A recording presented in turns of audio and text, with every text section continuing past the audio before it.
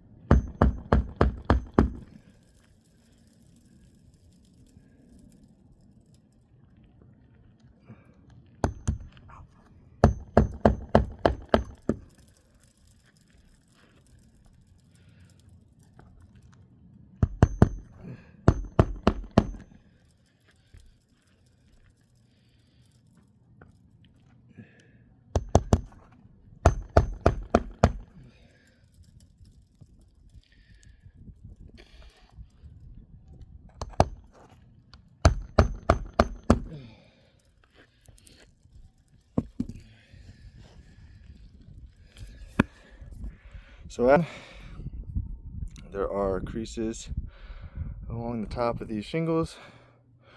Also, things you need to note is that the strip underneath it ripped off of the bottom shingle when breaking the tab. That will prevent these from resealing back down. These shingles are essentially damaged. Also, the nail holes couldn't be reused because of the prying, so we had to create new nail holes, and these holes weren't there prior to the storm. Essentially, trying to repair one shingle, you damage 1, 2, 3, 4, 5, 6, 7 shingles above it, and it would require those to be replaced as well, because that damage wasn't there prior to the storm, it wasn't there prior to the repair, and it should not be there after the repair. So in my professional opinion, this roof cannot be repaired, it must be replaced.